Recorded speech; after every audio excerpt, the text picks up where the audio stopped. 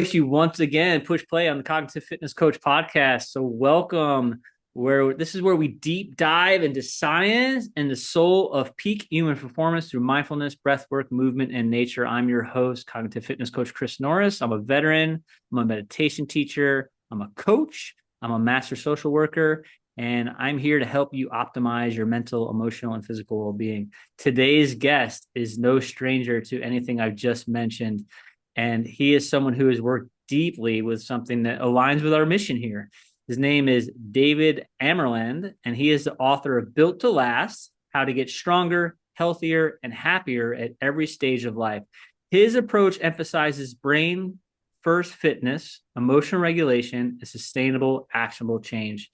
To open up the podcast, I'm going to give you a short quote from Built to Last that just sets the tone beautifully. It says, to build ourselves to last, we must first start with the brain before we even get to the body. So let's get into it. David, how you doing? Chris, I'm doing really well, and thank you so much for that quote. It's actually brilliant. And I'd actually forgotten I'd written that. Amazing. So tell us a little bit about you, David. I know you have quite the history and quite the Mm. past with all the things you've done in life. So give us a snapshot of who is David. Oh, wow. In the past, when people ask that, I always said it depends on who's asking. Because yeah, we, like everybody else, I'm a multidimensional being. We don't do Mhm. just one thing, right? And who we are depends on the context. And I've sort of got to the point of my life where all the contexts of the past are beginning to come together. And Mm, so now it's become important to sort of take it apart a little bit and explain it. I've got mm, a scientific background. I'm a chemical engineer by education. I've worked in businesses at a high level in communications within a high stress corporate environment. And I've mm-hmm, written books on search and social media and marketing and branding. And then mm-hmm. in 2016 in decision making and then intentional living. And this is the last one which I've brought out now, which is Built to Last. And they all seem different, right? And you think, okay, what's the joining thread here? And Yeah. there's two. One is us, the way we behave. In Mm-hmm. every context, we are the driving factor. Our needs, our desires, the way we process information, how we put things together in order to do something which we want to achieve, all those things are basically our behavior. And behavior is guided by circumstances and environment, expectations and culture and traditions, and Mm-hmm. also, paradoxically, by who we are inside, who we Mm-hmm. decide to be, who we feel we can become. So Mm. it's kind of flowing all the time because we're an open Yeah. system. The external world impacts us and we change, and then we change internally, and then that internal change is expressed through Mm. different behaviors in different contexts, sometimes different behaviors in the same context, which is paradoxical and fascinating. So Mm. these are the things which drive me. Every time I write a book, I sort of take a subject, I pick it apart, I look at the science, I look at the data, I look at the traditions and what we have in the anecdotal body of work, because we've got a lot of things which are observable. We have been Mm-hmm. able to stack them up, but we can't really understand how they correlate with each other and how they Mm. impact us internally. I look at the Mm. cutting edge science, which comes from neuroscience these days, on how the brain works, how the body is factored into the workings of the brain and vice versa. Yeah. And then I come out with sort of insights which are actionable in our life. I So that's love what I it. do in a nutshell. Yeah. So speaking of actual insights, you write about how brain health comes before body performance. So now, Yes. if you're working with someone who feels stuck or perhaps they feel overwhelmed, can you start Mhm. us off with like what's a simple brain first action that you would recommend to begin to start restoring energy and restoring focus to someone? Okay, this is such a easy question to ask, and at a scientific level, really difficult to reply to. And yet Mm. the solution is amazingly simple. And Mm-hmm. if we are stuck mentally, feel the pressure building up, our brain basically is beginning to panic because toxicity is increasing due to the hormones which are accumulating. What happens is the brain then senses a threat, a potential threat. Mm-hmm. It activates its fight or flight response, which is very complicated, Mm-hmm. not as simple Mm-hmm. as that. It's a cascade of processes which join up.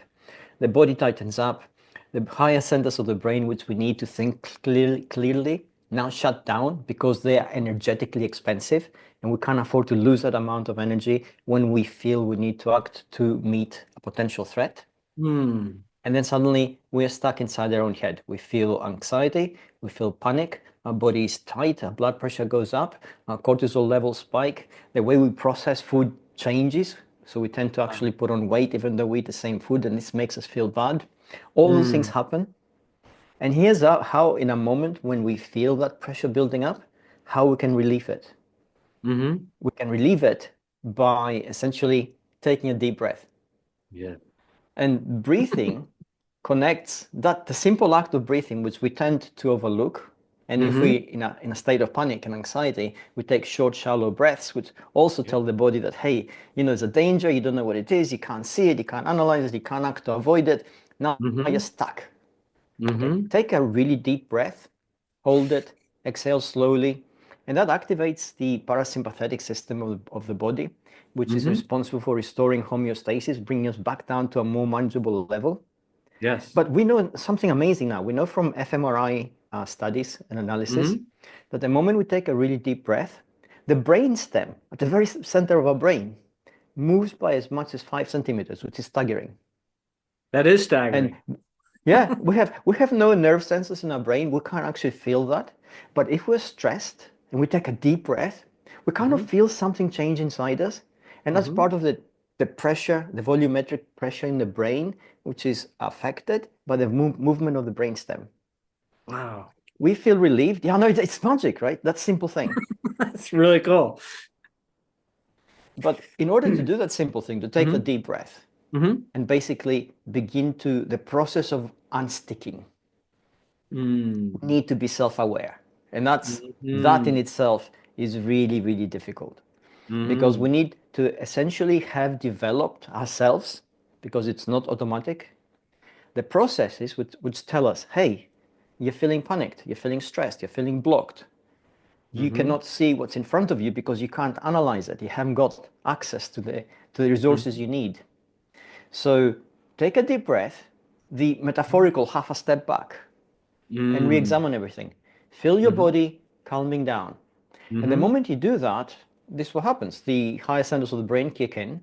We're still looking Mm-hmm. at the same situation in front of us, same facts, same difficult situation, but now we Mm-hmm. have the resources to actually treat it differently, to see Yes. avenues of action which before were not available to us because we couldn't process the information correctly. I love it. So there you go. That complexity, which if we are in a sort of scientific forum, Yeah. we take a lot of studies, a lot of terminology, a lot of sort of know how to sort of take apart and examine, Mm-hmm. deconstruct. That's the word I was looking for. Yeah, there you go. Um, uh, when it comes to us at a practical level, well, we don't have to Mm-hmm. know those things. We have to know, hey, I'm stressed, I'm stuck. I can't think my Right. way out of this. But I know I can if I'm given half a chance. All I want is that Mm-hmm. half a chance, right? So deep breath, feel your Mm-hmm. body calming down, Mm-hmm. get back into it. And now Yeah. you've got a fresh brain, right? Totally different mind. I love that. In the military, we would call that a tactical pause. And where Yes. the commander on the battlefield, if given the opportunity to say, hey, let me take a tactical pause, let me take a knee, let me bring in the OODA loop of observing, orienting myself to the battlefield again, deciding, and then acting on those decisions. And I also like it reminds me of my experience in the military of doing like close quarters battle where they would say, hey, get some standoff distance from like maybe from a danger area where you can look at it from a different angle. And much of that translates to our mental fitness, where if I'm stimulated and I'm agitated and I'm going into something that requires an important decision to be made, or perhaps I'm dealing with a challenging relationship, um, it's not going to behoove me to go into it from a state of fight or flight, or maybe even a freeze type response. So I have to, as you were saying, like but, and it doesn't, it's not, I mean, I don't want to say it's not intuitive because I do it, you know, I do it, and I'm sure everyone else does it too. Like if I gave you some troubling news, probably one of the first things you would do would go, you let out this big deep breath, right? And if I Yeah, surprised you, if I said, "Hey," and you, the first things you do is taking a big breath, right? But we yeah, may need those reminders when we're agitated to, hey, stop, take a few yeah. breaths, observe what's going on, and then proceed. And that's the acronym I use with my clients is the STOP acronym of just that. Yeah. Yeah, I So, think it's brilliant. And I think the examples you brought up just now about that mm-hmm, instinctive reaction to something bad. mm-hmm, Yeah, the body knows what to do in order to yeah, try and decompress itself. mm-hmm, But we don't ourselves, we don't actually stop to analyze it and articulate it and internalize mm-hmm, it. This is where your training actually comes in because you've done it. You had mm-hmm, it drilled into you, which is what mm-hmm, the military does, in yeah, order to be able to survive a potentially life and death situation where the margin for error is zero. So right, that's why you find it a lot easier. Take yeah, somebody who hasn't true, had your background and your training, and mm-hmm, they get into a situation where essentially they feel things coming at them, walls, mm-hmm, the metaphorical walls closing in, and mm-hmm, all they're aware of is the constriction to their chest, their mm-hmm, blood pressure going up, their heartbeat mm-hmm, sort of going up, their bodies and skin's responses begin to change as you sweat a little bit, your breath begins to become shallow, and that's it, mm-hmm, you're stuck now. mm-hmm, And in a different environment, this would lead to some kind of action, even if it's reactive, which would mm-hmm, decompress us. mm-hmm, But we don't get that in the modern world. We don't have the potential to react like this. So what mm-hmm, happens? We lock up, we stay inside our head, we stew there, and things only mm-hmm, get bleaker and bleaker and bleaker. And we tend to right. feel weaker, helpless, in a sort of negative feedback loop. We feel Yeah. incapable, we think the world is too much and we're too little. All those Yeah. things come together, we lose ourselves, then whatever decision we make after that is going to be bad because it's going to be Mhm. wrong.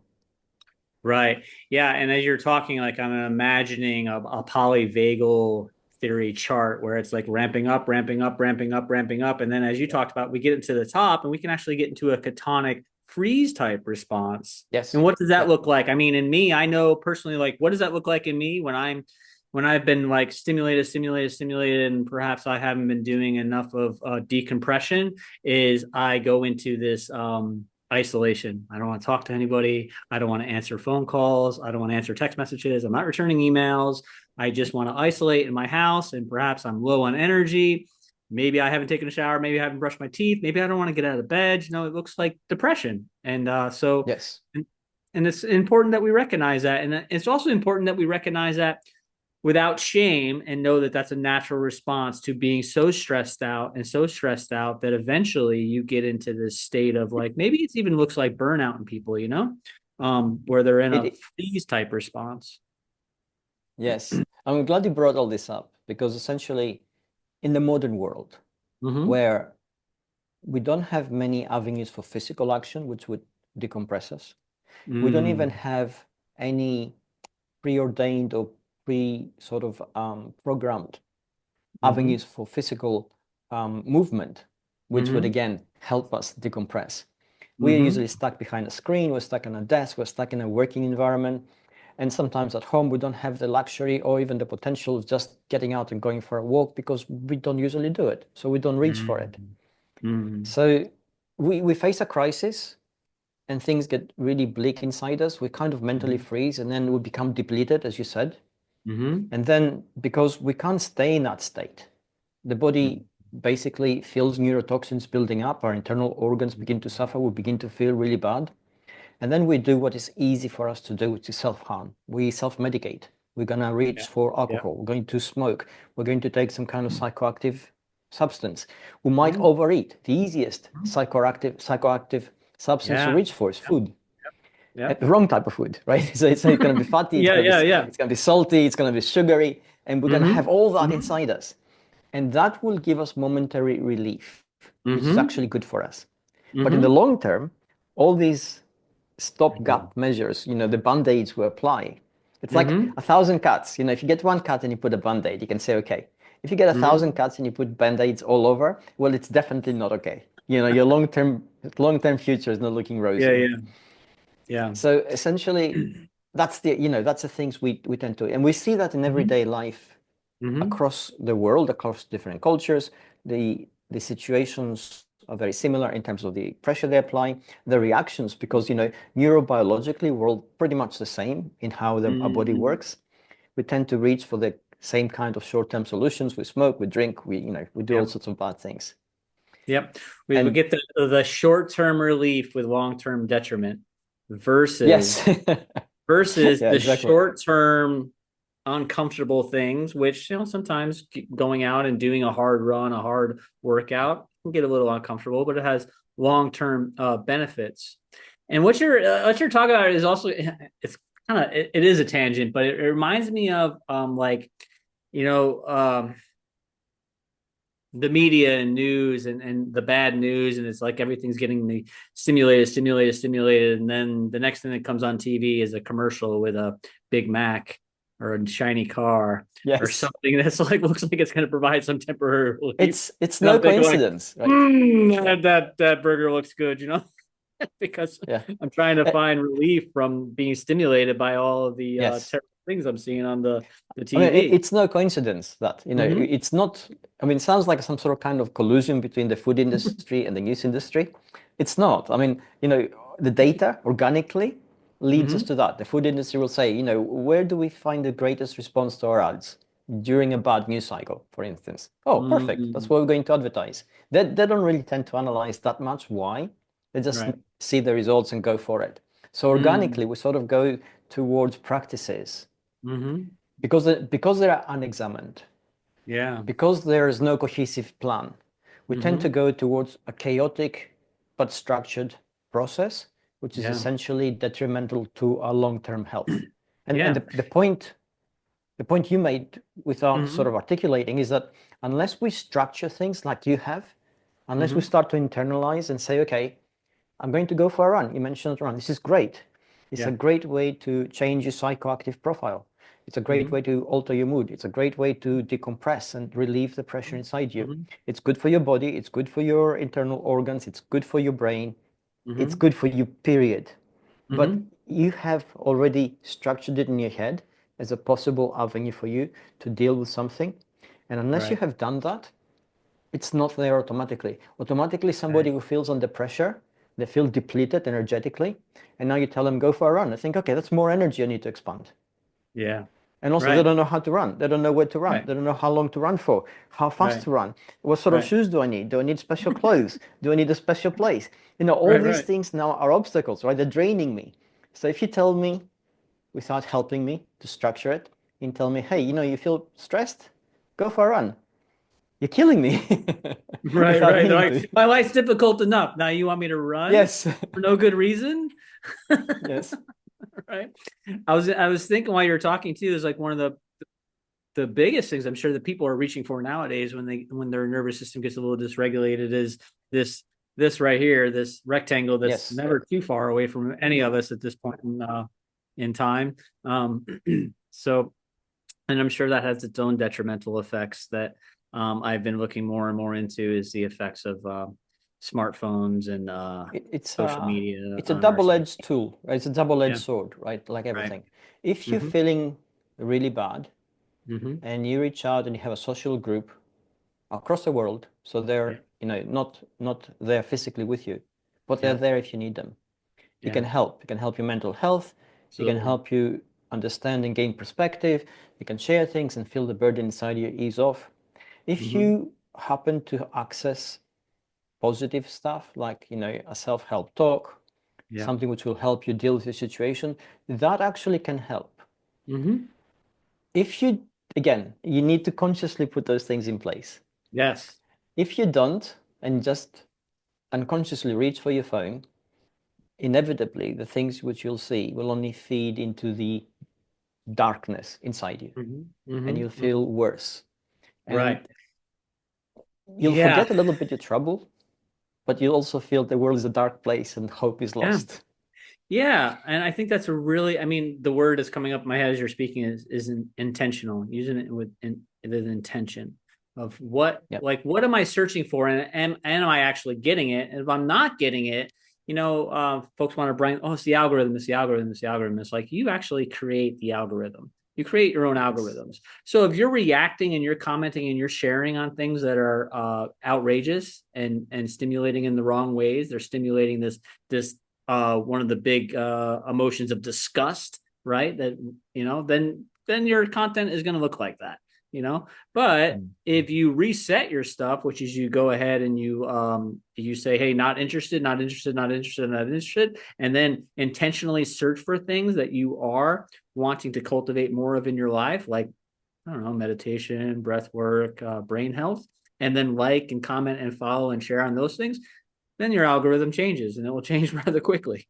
That's been my experience. Yes, exactly. So yeah, it's just a matter as you said, like I think I'm guilty of it. I will say, hey, well, We all are. I gotta save David a message, and I'll pick it up, and it reminds me of prior to smart technology when I used to like wander into a room in my house and be like, what did I come in here for? And it's like now it's like that with my Yes. phone. I pick up my phone and I'm like, I'm deep into something, and then I'm like, what did I pick this thing up for to begin with? Oh, that's right. I was supposed to message David, and so Yes, it's yeah, it's something. I mean, it is a one heck of a tool. it is. But the power is immense. And I think it It's new to needs us, to be right? I mean, respected. Go ahead. yeah. What we need to keep in mind is it's new. Okay, even so, I mean, we barely had 25 years of real social media to speak Mm-hmm. of. Mm-hmm. So, and in those 25 years, it hasn't been static. It's been constantly evolving, and it's been Mm-hmm. evolving in its capabilities, its reach, its power, exponentially, faster than we can adapt. So we need Mm-hmm. to keep this in mind. So basically, this brings up two things which you sort of highlighted beautifully. You sort of said, I reach for the phone, I need to have in mind something clear to do, right? And Mm-hmm. if I get distracted, I need to be able to bring myself back. That takes discipline. It takes the ability to say, okay, why did I get distracted? Because, I'm Mm-hmm. interested in some things, but also you say, okay, you hold yourself back. You don't just lose yourself in the stream. You come back to what did I tend to do? I wanted to Mm-hmm. do this, very specific. And then Mm-hmm. you do that and you move on because you got other things to do. Mm-hmm. But creating that kind of structure in your life, that Mm-hmm. intentionality, Mm-hmm. comes from two things which are never very clear. It comes from who you are, understanding Mm-hmm. that, and then understanding why you are, your why, your purpose. And we all need to have a sense of our why in order for the actions that we undertake to have meaning. Mm-hmm. If the actions we do every day have no meaning, then Mm-hmm. we tend to lose ourselves because there's no point. We Mm-hmm. kind of go through the motion of living. We do things Yeah. without really thinking about it, but they don't mean anything to us. Yeah. And that means that it's internally, everything we do begins to weaken. The brain Yeah. signals which activate those actions, they go on autopilot, they don't get stronger, they don't get Mm. clearer. We're easy to distract, we're easy to unfocus, we are easy to affect because we Mm. don't understand neither our who nor our why. So it's an Mm. internal journey, right? We start with this. Who are you really? And you need to tell Yeah. yourself. And there's no real correct answer to this. It's what you want it to be, but it Mm-hmm. has to be real for you. If you want to say to Mm. yourself, I'm a good husband, which is a label. Mm-hmm. Whatever that label means to you, it comes with a whole lot of actions, a whole lot of understanding, a whole lot of behaviors. And if you're Mm. truly that, as opposed to just a label you apply to project the world, which is fake, Yeah. then your behavior will be consistent. Your value set will be consistent. The actions you take in any given situation will have a consistency driven by the Mm. values and your beliefs that guide you. That Mm-hmm. gives you an anchor, that gives you solidity. Yeah. And a lot of people don't have this, not because they're weak, but because it's easy for us to accept the signals of the external world that Mm-hmm. guide us into who we should be. They say, oh, you are a father. That's it, right? They don't tell you what kind of father you should be. But a Yeah. father does very specific things. A mother does Mm-hmm. very specific things. You Mm-hmm. are a worker, whatever worker you Right, decide to right, be, right. right? Here's a job description. You do those things. There's no deeper in what those things mean to the world, what those Yeah. things mean to the people around you, what those things mean to you. Nobody tells you that. Yeah. So if you don't work it out for yourself, you will be lost eventually. Yeah. And what would you tell someone who is lost and perhaps doesn't know? Like, I don't know what are my values. I don't know what my purpose is. I don't know my why. It's like, yeah, sure, I go to this job every day and I've been going there for the last 20 years and I'm about to retire, but that's not really me. Like, I don't know. I don't know who I am. Like, Yeah. here's a good example. Someone who's done a career in the military and they're on their way out and they're hanging up the uniform and they're not sure of their Yeah. purpose anymore and their identity. What would you tell somebody? Yes. Well, brilliant example, especially with the military, because it gives you a very visible structure to work with. And when you come out of that, and that structure goes away, it's very easy for you to lose yourself completely because now there's nothing to guide you. And when you look Mm, around you, everything, especially the contrast from a military to a non-military life, mm-hmm, non-military life appears very vague, very sort of soft, where mm-hmm. nothing is really real and nothing is, really important. And you know what they say Right. about things not important, right? That if you don't know where you're going, all roads will take you there. So you don't, I you love can't that. prioritize, right? You Mm-hmm, can't prioritize. So if you can't prioritize, then you don't mm-hmm, know which action is more important. If you don't understand the action is more important, there's no meaning. And if there's no meaning, actually there are no values behind it because mm-hmm, there's no meaning to what you do. So mm, in that situation, and a lot of people find themselves in that kind of situation, especially after the pandemic, mm-hmm, where we had time to think and reevaluate. mm, So you start with what's important to you. That's what you got to start with. And if you say, yeah. well, I don't know what's important to me, ask, well, what makes you happy? Mm, Because that's an inalienable feeling that you feel that can guide you. Say, well, if I'm happy dealing with people, for instance, mm-hmm, okay. Then you got to say, why? Why are you happy dealing with people? You can say, well, because I like being around people. They reinforce my sense of belonging to a community, to the world. I like helping people or I like being mm, helped by them, whatever it is. But if you mm-hmm, start from those fundamental basic things, then you begin gradually to build yourself from the bottom up. yeah. And as you build yourself from the bottom up, from the top down, things begin to clarify. You understand what is important to you in terms of values. Where are your personal red lines, Yeah. which will give you the direction in life, which will Mm-hmm, begin to coalesce into meaning, which will begin to give you specific actions to follow. So these are the things which basically guide us when we want to, when we mm-hmm, don't have them in the first instance. That's how we start. mm. So I think it was Simon Sinek who also said something along the lines of like, ask some of your best friends of like, why are we friends? Like, what is it about me? Why are we friends? Because I think sometimes that's useful too, is to ask people like, what do you think I'm good at? Like, what am I good at? Because oftentimes, like, I for me, I know it's hard for me to identify like what am I really good at because it comes effortlessly and I just put it together and it's like, oh, that was Hmm. nothing. But and then come to realize for others that would be a real challenge. But for me, it just comes natural, so it's part of my natural talent. So I would say the boil down, it's like we would say like, hey, what do you enjoy? What are your values? What are you good at? Now I feel like I'm getting into icky guy here. Is what does the world need and what can we get paid for? And then in the center of that, we'll find our purpose. I think that's brilliant. I think, Wait, and a really good example too is the pandemic, the great reshuffling of many lives. yes, yes, Yeah. yeah, absolutely. Hmm. And I think your suggestion of asking friends is always a good one. We Mm-hmm. we don't know how we are seen. Inside our head, we are Right. fully aware of our own weaknesses, which are magnified, and we tend to basically discount our own strengths because we don't feel Mm-hmm. they make us as strong as we feel to be, because otherwise we wouldn't be feeling as weak and insecure as we do. Mm-hmm. So asking friends allows us to see a little bit more clearly how we appear to others. Mm-hmm. And the proviso is that they're good friends and they're real friends. Otherwise, somebody will tell you either what you expect to hear or what they expect you to be. And if you accept that at face value, then you're caught into a game again of projecting and trying to live up to the ideals of others, which are not Yeah. exactly yours. So, Mm-hmm. you have to have those close, true friends who actually Yeah. have your best interest at heart. Yeah. And perhaps they'll show you your blind spots that you're not quite seeing, you know? Yeah. And they might not be aware of them themselves, but Mm-hmm. Yeah, it always helps to ask others. Yeah, for sure. So, you talk about in your book too a design for lifestyle, and you identify four factors that contribute to performance, and those are sleep, movement, nutrition, and social connection. So, which one of these do you feel like we don't talk about enough in today's culture, and why? Social connection, hands down. Okay, social connection. Okay. Why?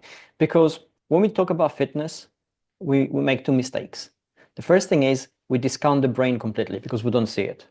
So we think, oh, it's a body, right? You want to get stronger, six pack, muscles, you want to look lean. Sure, all Mm, those things may happen, okay? But if they do, they're the side effect of the work you put in for other reasons. If mm, they're your primary reason, that's, it hasn't got a longevity because we all change physically. Our mm-hmm, goals change, our values change, and the body changes. So this is mm-hmm, not going to take us very far. mm, So we discount the brain, and the brain shouldn't be discounted because it's essentially integrated fully into the body, as we just discussed. mm, The second thing is we tend to just think it's exercise. mm-hmm, I mean, when we go out socially, essentially, we go out and we mix with friends and we mix with people, not just friends. We listen to opposing frames of opinion. We listen mm-hmm, to different worldviews. We synthesize that information in our head. We have to sort of try and counterbalance it to what we know. And what's mm-hmm, happening in that kind of context is our incredibly complex brains mm-hmm, calibrate themselves to a baseline which allows us to operate functionally in the world. mm, And if we don't have that, then the world around us will appear hostile and difficult to understand, incomprehensible really quickly, which will mm, then impact our internal states, which will mm-hmm, then affect our health, which will mm, affect our fitness and our longevity, simply mm. because we don't socialize. Yeah. So these are the components we don't talk about when it comes to fitness. I mean, clearly we need good nutrition because that's how our bodies are built and our brains are built. Clearly we need good quality sleep because that's how we actually recuperate. Your muscles can't grow if you don't sleep. Your brain can't clear itself of the toxic chemicals which build up during the day if you do Mm-hmm, not sleep. mm-hmm, And we know that sleep, which is for us an inactive state, for the body and the brain, it's a highly active one. The difference between a waking state and a sleeping state in terms of a metabolic system is about 50 calories a day. mm. So, Wow. they're pretty equal in terms of how active they are. Mm, We know that we need to exercise physically because mm-hmm, that's how we provide the stimulus, which mm-hmm, leads to adaptations in the body and by association to adaptations in the brain that make us stronger in every sense of the word. mm, So we know those things. We don't mm-hmm. think about social. We think, Yeah. oh, party animal. No, you don't need to be a party animal, but you need Right, to be a right. social person. Well, I think the cool thing is that is from what you mentioned about fitness, and we'll say nutrition as well, is that those are social activities, and that's where a Mm, lot of people do find connections with others. I mean, when you want to have a social activity, I know here it revolves around eating with my wife, that's for sure, and her friends. Like for very petite Thai girls, they can put away a lot of food. And then with exercise, that's where I've met the majority of my friends, is that the running community. And from there, like that's the one common bond that we all have, is that we run together a lot. And then from there, relationships blossom. So I think mm, that's really good. And so of those, talk about the really let's talk about the importance of sleep. And yes, I think there's a lot of people out there that struggle with sleep and getting good, we do. deep, restful sleep. Do you have any advice for someone that struggles with sleep? Absolutely. Now, Mm, there are some fundamental things which we do, like breathing, without which we would die, that we think we do them well because we've always done them, and we do them very badly. mm, People don't breathe well. And there was a study carried out in 2015 that showed mm. that if we actually, during the day, take slightly deeper breaths throughout the day, we can Mm. increase our caloric burn by as much as 500 calories, which is Wow. like running on a treadmill for about an hour and a half. Hmm. So it's staggering, right? Wow, that is. Because Yeah. yeah, because we don't breathe properly. Hmm. Now, we can teach ourselves to breathe properly. And that Okay. affects our health, affects the way our brain gets oxygenated, the way our muscles get oxygenated, the way our body distresses. Hmm. Similarly, we need to work on the quality of our sleep. Hmm. Until relatively recently, we didn't understand how important sleep is. We thought, okay, what's the point? Why do we sleep so long? Of all the Right. animals, we seem to actually need the need for sleep the most. And there were Mm. sleep deprivation studies carried out in the last century, about between 1990 and 1995, I think, where they Hmm. asked for volunteers to see who can stay the longest. And they paid them relatively ethical because they warned them. They didn't know the potential for harm Mm. as well as we do now. And what they Mm. found was that if we are deprived from sleep by as little as a night's sleep, proper Mm. sleep, our Hmm. ability to make critical decisions is degraded significantly, sometimes by as much as 30%, Hmm. because the brain's ability to allocate resources to all its Hmm. functions Hmm. deteriorates. So our brain can't function properly. The easiest way to explain this is like a hangover. After a party, Hmm. Hmm. next day our brain feels really woolly, but can't really think. Well, that's Hmm. due to inflammation, which basically reduces its available energy in order Hmm. to function properly. Hmm. Well, a night's bad sleep or 2 nights of bad sleep essentially produce the same effect. The brain gets Mm. inflamed, essentially it's a hangover. Our ability to Hmm. think clearly is not there. We are overreactive and oversensitive to the environment. Why? Hmm. Not because the signals from the environment have got any heavier, they're the same strength as always, but Mm. the brain's ability to filter them and dampen them down to an acceptable level is not Mm. degraded because it's Mm. energetically expensive and you can't apply the filters. So Gotcha. loud noises now affect us, bright light affect us, our skin is hypersensitive to cold and heat because Yeah. we haven't slept properly. Mm. So we are malfunctioning as a biomechanical stroke neurochemical unit. Yeah.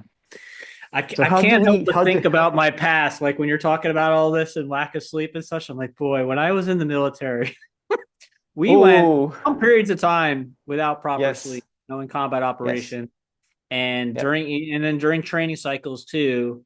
And yeah, it was not good. I went years mm, and years with between 4 and 6 hours of sleep a night. yeah, yeah, The long one. 4 was probably average. And I did that for years. I operated like that.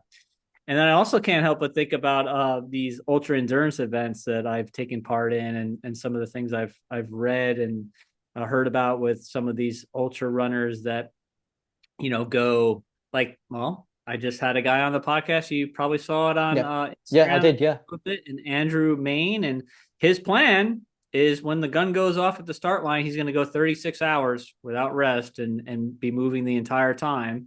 And then he's going to take yeah, probably when he's like, I plan on sleeping. I thought he was like, when sleeping, like he's going to get 8 hours of sleep. He's like, no, like 2 hours. I was like, okay. yeah, And yeah, I read there's a race called the Moab 240. It's 240 miles through Utah. And the person that won it the first year, her name is Courtney DeWalter. So it was won by a female the first year. And not only did she beat everybody by like 10 hours.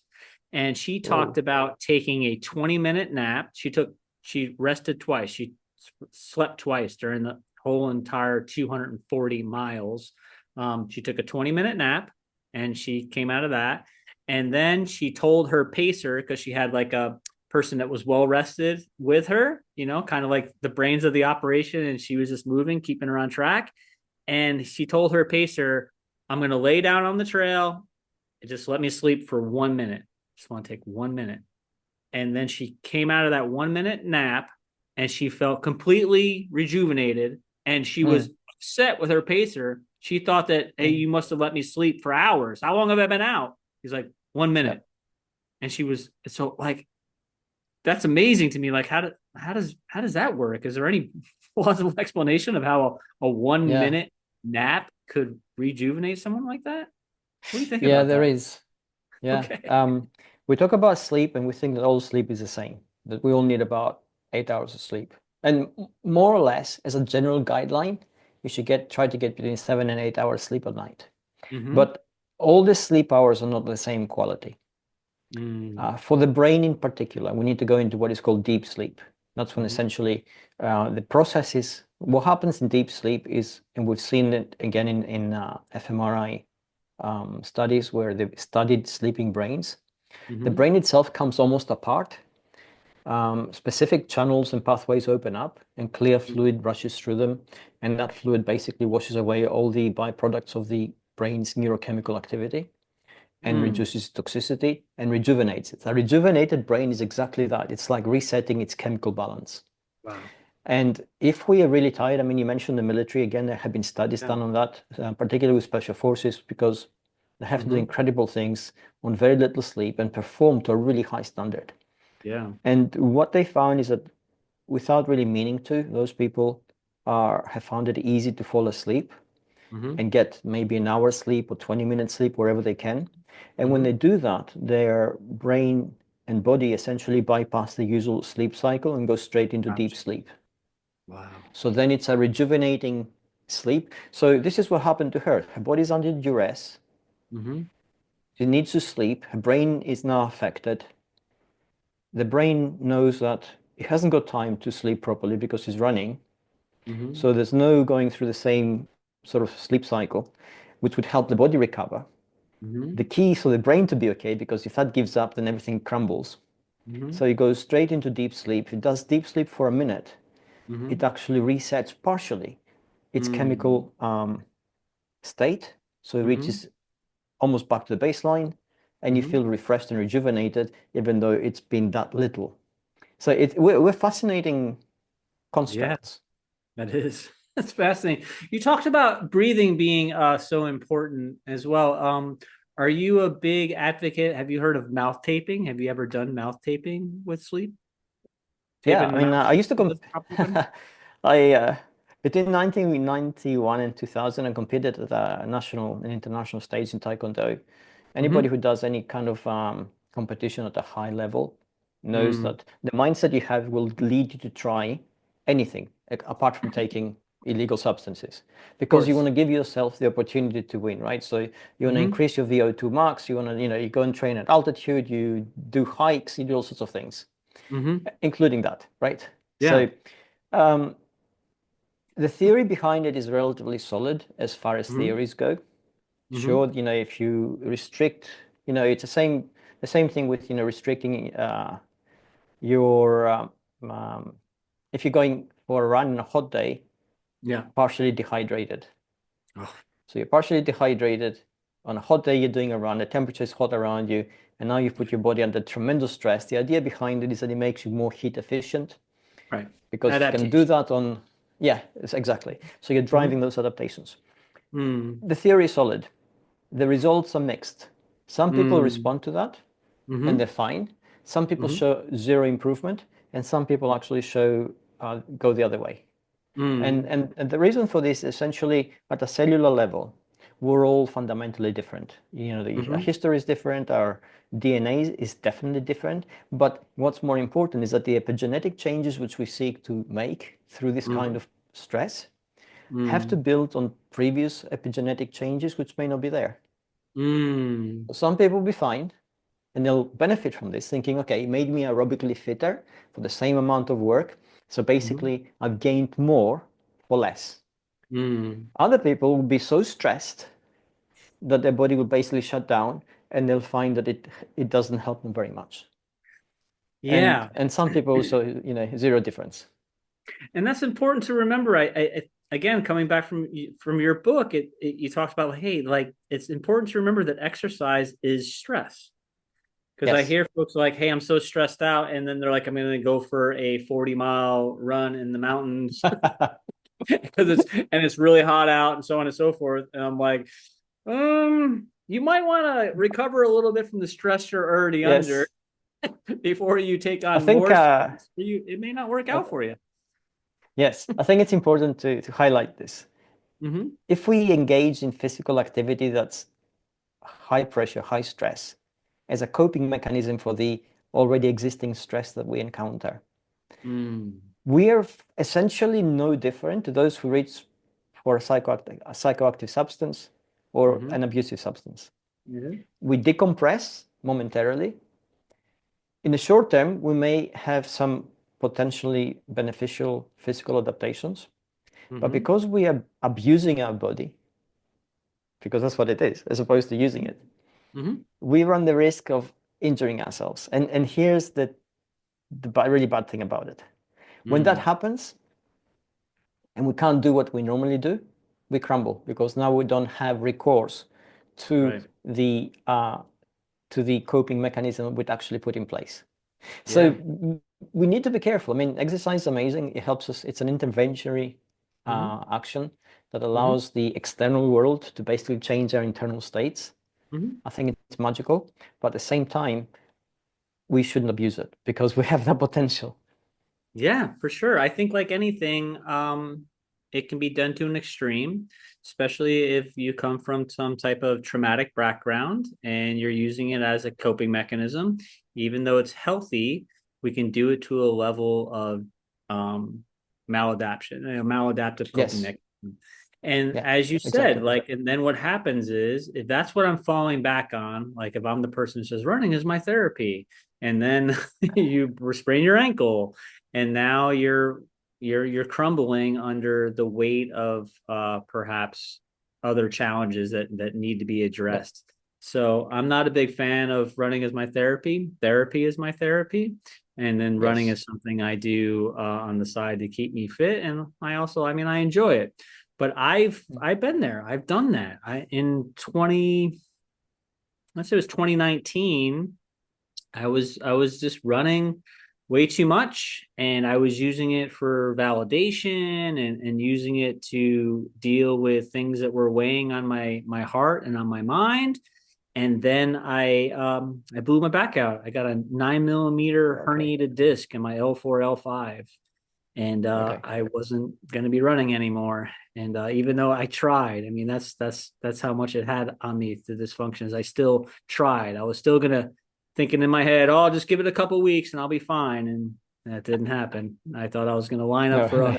100 kilometer race, and it didn't happen. And I ended up in surgery and so on and so forth. And I also ended up in therapy, which was the benefit from it. So I see how it Mm, really helped me a lot as I went back to therapy and I started really addressing the underlying issues. Because I also knew that I was getting out of the military and I had the big stressors coming up. So I had to get as fit as I could mentally, emotionally, spiritually, physically to make that transition out. So I'm thankful that things like that happen today. It's like anything, you see the yeah. things at the time when I was like, oh, this is terrible. But now I look back and be like, boy, that herniated disc saved my life, you know? Yeah. So, See, that's, I mean, that's such a powerful thing you just said, really, because mm-hmm. we all need to be able to look inwards. Mm-hmm. It's not, it's not a pain-free activity for most of us. Mm-hmm. And perhaps this is where exercise comes in. If we do a little bit of exercise to help us decompress and then use the margin which we gain to look Mm-hmm. inwards and actually work through our own understanding of who we are, the things that drive us, the things that internally scream at us and make us feel bad and behave in the same way, Mm-hmm. um, then that's how we begin to gain ground in that understanding. And then once our who begins to crystallize, our why Mm-hmm. also becomes clearer, because those two go hand in hand. So it's a complex mix of activities we have to engage in. And Mm-hmm. the connective thread in all those is that we ultimately have to take responsibility for who we are. We can't rely anymore on the external world to tell us who we are and what to do. We've got to say, Mm-hmm. okay, who am I really? Where am I going to go? Why am I going to do that? How am I going to accomplish it? What cost is it going to be to me? We need to ask those questions and we constantly reappraise because there's no one answer. The person we are at 20 is different to the person we are at 40. And our Mm-hmm. direction has changed. Our values have changed. Mm-hmm. So we need to constantly apply those things. Mm-hmm. And it's not easy. It's not something which we have been trained to do. It's Mm-hmm. something which we need to learn to do in order to survive in a modern world. Yeah. And surviving in the modern world, there's a lot of stress in the modern world. And one of the things you focus on in your book with stress relief is a breathwork practice. Yes. That can help improve our ability to focus and think clearer and respond more calmly under pressure. And we talked about too is that like most people don't breathe properly. So can you get a little bit into like what is the proper way to breathe? Because many of us think we've been doing Okay. it correctly for our lives, but then someone comes along and be like, no, you're not doing it right. Like, what do you mean I'm not doing it right? So Yeah. what is Okay. the proper way for me to breathe? Let's look at two things here: the functionality of breathing and how we should do it when we are actively engaged, and also the impact of proper breathing in our Mm, brain, body, and mood. So let's start with the easy thing first. Okay. When I talk about training and breathing, people usually ask the basics, same question. Do I breathe in through my nose or do I breathe in through my mouth? mm-hmm. And there are studies on this, right, we have done, which show that the amount of oxygen we can get into our body is the same. So whether you Mm, breathe in through your mouth or whether you breathe through your nose, it really doesn't matter. And how do we breathe, right? We breathe by relaxing the muscles of the diaphragm. mm-hmm. That allows us, that allows the lungs to expand. As they expand, basically there's a vacuum and the Mm-hmm. outside air pressure rushes in to fill it. That's how we breathe. There's no pump where we actually suck air in, right? It just comes in because of the pressure differential. Whether Mm-hmm. we breathe in through our nose or mouth, it's actually the same in terms of oxygen.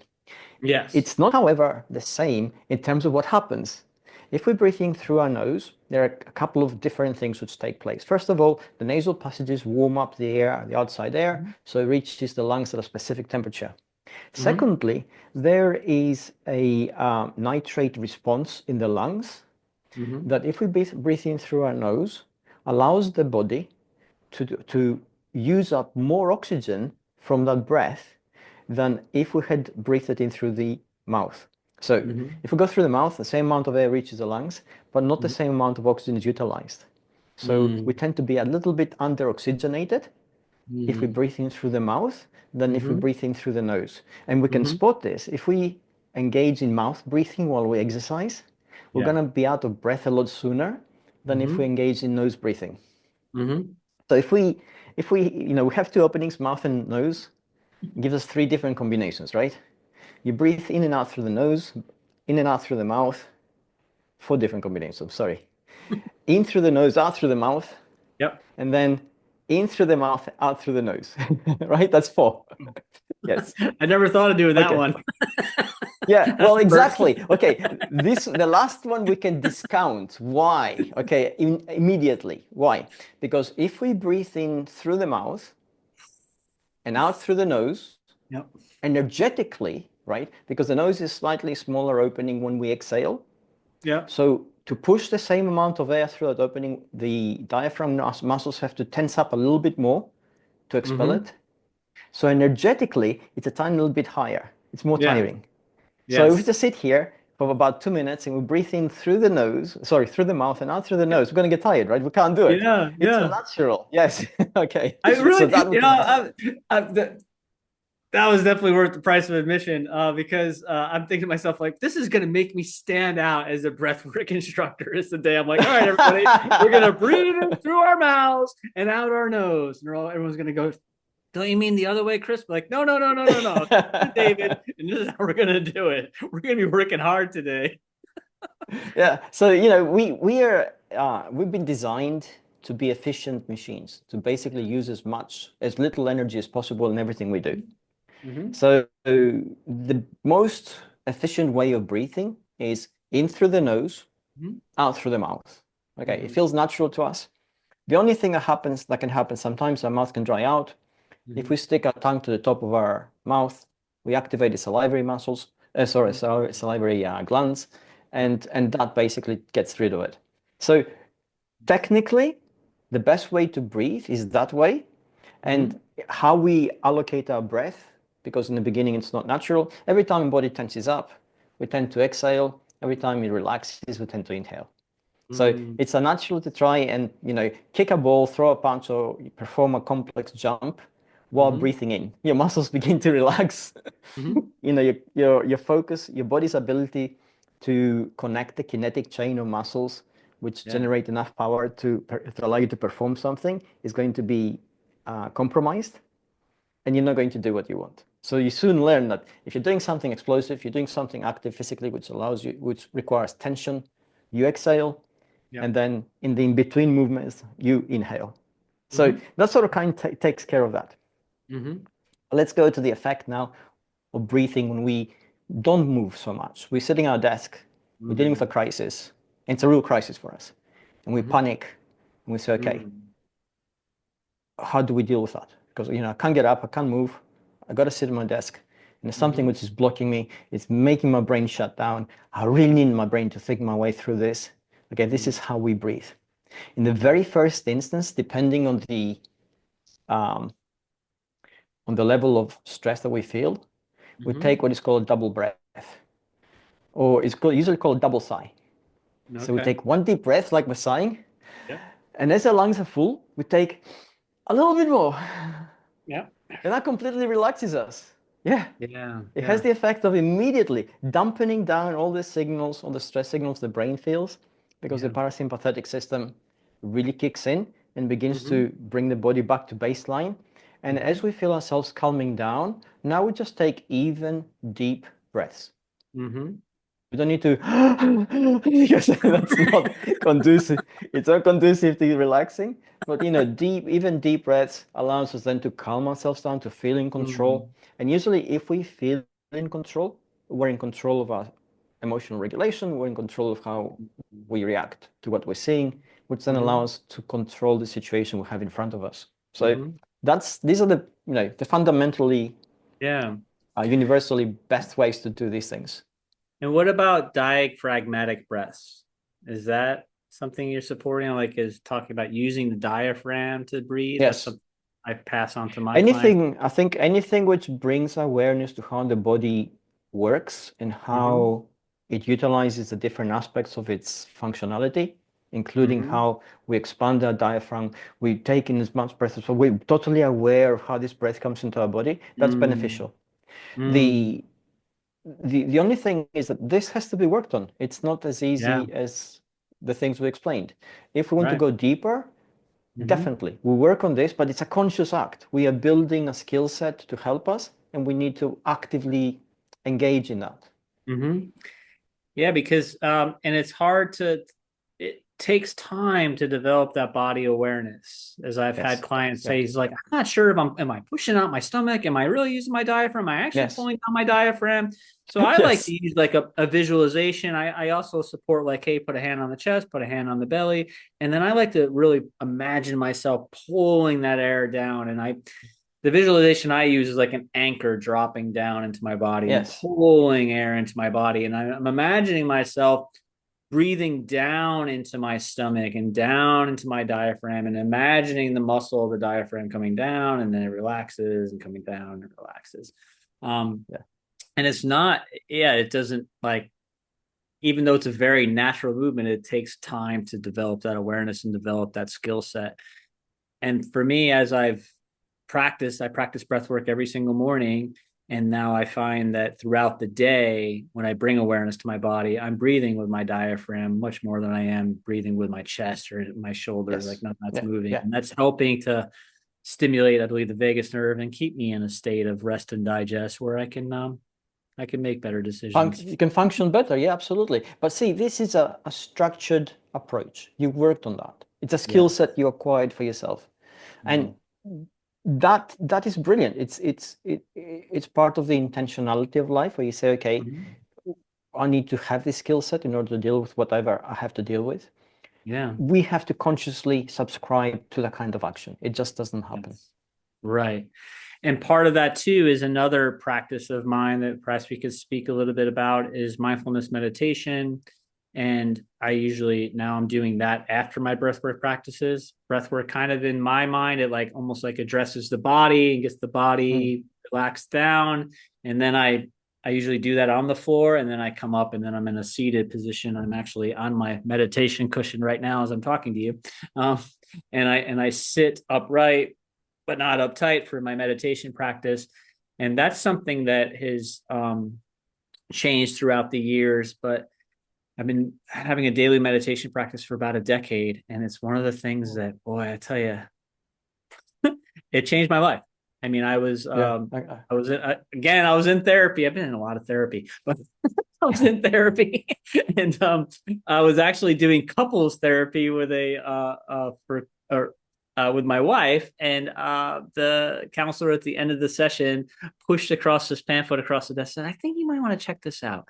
And it was called Mindfulness for Veterans, and Right. she had this. I mean, go figure. She had a suspicion that maybe I would have some post-traumatic stress in my life, and this might help Mm. me. And I went to my first mindfulness meditation session in Camarillo, California. And it was a room filled with Vietnam vets and some Korean War vets and some Iraqi War vets and myself from Afghanistan War. And it was led by this old hippie. And I did a 45-minute long mindfulness meditation. And as I tell people, I'm like, I don't know what happened or what they did to me during that session, but on the way home, I felt just a little bit calmer, and I started feeling Mm. like something I hadn't felt in a long time. It just felt like someone reached inside my brain and took the little dimmer switch and just turned it down just a little bit, and I was intrigued, and I didn't stop. I've been meditating Mm. every day ever since, and it's I'm very literally glad you said changed that. the structure of my brain for the better. Yeah. So. Yeah. We have studies on meditation and how it affects the brain. Mm-hmm. It doesn't just affect the strength between the different parts of the brain, so it just doesn't strengthen the neurons, but it actually changes the amount of gray matter we have in our head. Mm-hmm. So the density of it becomes better, which allows us, and you know, particularly in the frontal lobes, which are Yeah. responsible for executive function. And executive function is what allows us to self-regulate our emotions, to control our impulses, to make critical decisions. So Mm-hmm. being able to do that is important. And you mentioned PTSD and vets.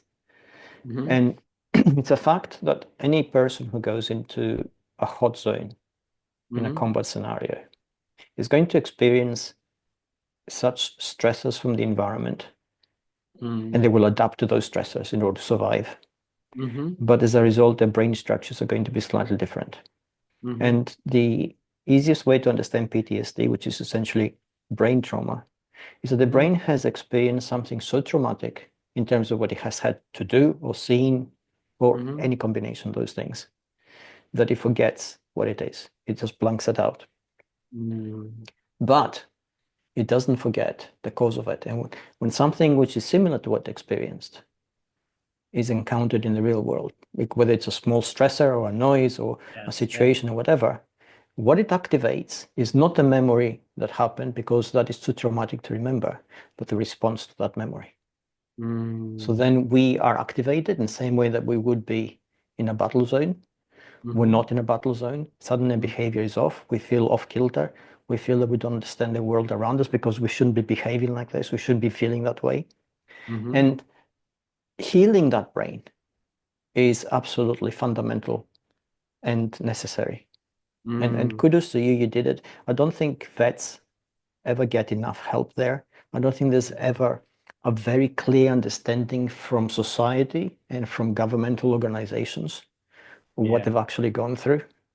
We're Mm-hmm. beginning to get better, but we're Mm-hmm. nowhere near where we should be. You know, we're asking you to do the impossible. We're asking you to go to train for war, go there in Mm-hmm. kill or be killed situations and do whatever it takes not to be killed and come back alive with a Yeah. victory, potentially, right? We're asking you to do Yeah. that. Mm-hmm. We don't ask ourselves, well, what does a person have to do to perform at that incredibly high level of stress, Mm-hmm. functionally, day after day, Mm-hmm. in order to achieve what is required? We don't Mm-hmm. ask that because we think the soldiers are trained and we sort of compartmentalize that. But it's Right. not. We're actually asking the brain to go into a different zone of existence, come Mm-hmm. back from that, and we say, okay, you finished your duty. Here are your benefits. Thank you very much for your service. And that's terrible. Mm-hmm. So Yeah. I As totally you said, I think appreciate. they are getting better. Mm, Yeah, I would let you finish that, and you're welcome. It was my pleasure to be of service. But I think we are getting better at treating vets, which I mm, like to see that it's I do feel like it's getting better, and I feel like the integration is getting better. mm. I was very lucky to go through a transitional program with the Honor Foundation when I got out, and it was a really great 10-week long program. And I know many people that go to the Intrepid Center and get their brains looked at for their brain health, for all the traumatic brain injuries and the post traumatic stress and all that. But yeah, you're right. Boy, it was something to like to be training up, training up, training up, training up, and then going down range and experiencing combat, and then coming back and just like coming back, and then now I'm sitting on my couch like watching TV. Like how like It it felt doesn't compute, surreal. right? I Exactly. felt like I was in a dream. I felt like it wasn't even Yeah. real. I felt like it wasn't even real when I was home. And now I have my wife, aren't you happy to be home? And it's like I had to eventually get honest with her and say, I don't feel like I am home. I feel like I'm still Yeah. back. There's part of me that's still there right now. And Yes. there's part of me that probably will always still be there. And that's Yeah. okay. That's Yeah. okay. So It's yeah, really. the price to be exacted. And I think the more we stress this, the Mm-hmm. better people understand, because a lot of Mm, people don't understand this. yeah. So talking about that, and we talking about you wrote a book about this that has something Mm, to do with, it's called The Sniper Mind, right? Where we explore yes. how elite performers manage under intense pressure through mental conditioning. What can an average person learn from that book and apply those principles? Like, how do we stay calm under chaos and have Yeah. some type of laser focus to everyday stressors and emotional overwhelm? Okay. The sniper mind took 3.5 years to research and write. I interviewed 100 snipers from different services in the US, Britain, and South Africa. And some of them were serving snipers, some of them were retired. Mm, And I had to go through, roughly, I worked out 10,000 hours of studies on neuroscience to try and grasp the subject better. So let's try and boil this down in a couple of things, right? But it can be boiled down to a couple of things. mm-hmm, Basically the secret weapon to being so highly functional in the most pressured environment you can ever possibly imagine is mm-hmm, emotional regulation. If you allow mm, your emotions to take over and mm-hmm, control you, you're lost. It's as simple mm, as that. And mm-hmm, emotional regulation does not mean dumping down on our emotions. It doesn't mean filtering them out and compartmentalizing so we don't hear them. It's actually the opposite. It's embracing them. And we've got to think that the emotional response in us is a storm. It mm-hmm, cannot be contained. It will either take us over or we can embrace it and guide it. And that's what mm, snipers actually learn to do. They're as afraid as everybody else. They're as uncertain as everybody else. Most of the times they're operating at the absolute um, range, limit of their equipment and capabilities. And most of mm, the times, especially when you get to hear about it, they have to perform beyond them and get a positive outcome for whatever they're trying to do. So they need to mm, fire at something which is beyond the weapon's uh, factory ordained range.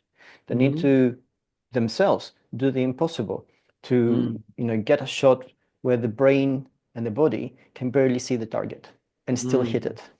mm, And they do that. And you think, how can they possibly do that?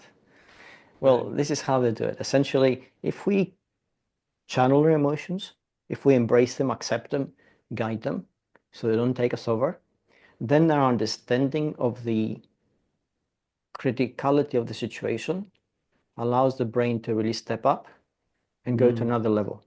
I mean, mm, you read the quote from my book earlier, and I told you, I had no recollection of writing that.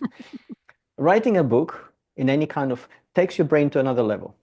mm-hmm, You're having thoughts which come from the studies, you're having interviews, you're looking at the data, you go through the drafts, you're working to a really high level. It's the equivalent of, an Olympic athlete who runs 100 meters, has a really good, record. He's your next door neighbor. He comes out to take the trash out and say, hey, come on, can you beat the record, 100 meters? No, he can't. mm, Why can he not? He's physically fit, mm-hmm, right? But he can't run the same speed and the same time that he does in the Olympics because the environment is not the same. His mental mm-hmm, state is not the same. The mm, support network around him are not the same. These are the things that elevate him. Same thing with mm, writing a book. Same thing with actually making that kind of performance possible for snipers. They bring in a lot of elements together. But from that, because we don't have to operate in that environment, we learn two things. We learn that first, we need to be able to accept our emotions, engage them, embrace them, try to understand where they stem from, and then we guide them. And then they stop controlling us.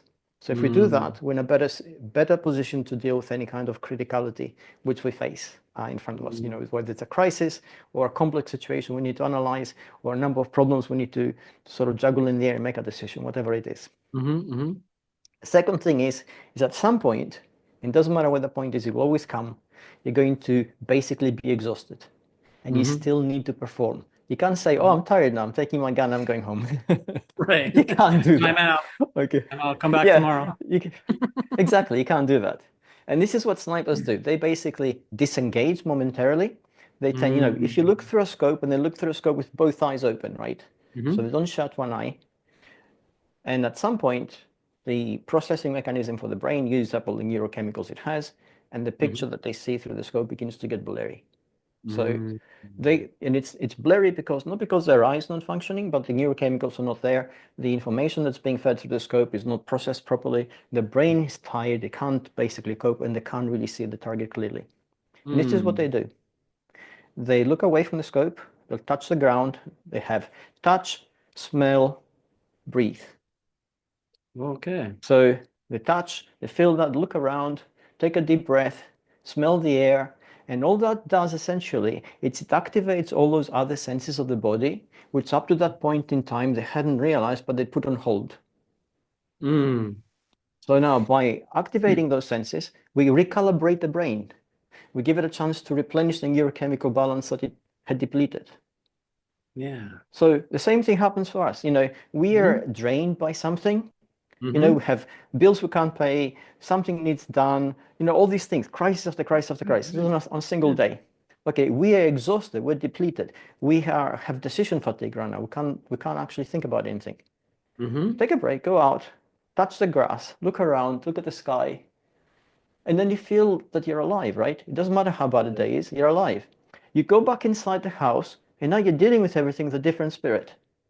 So those two things, if we learn to apply them in our everyday life, a lot of the things which we face, which we feel push us up against a wall, become more manageable.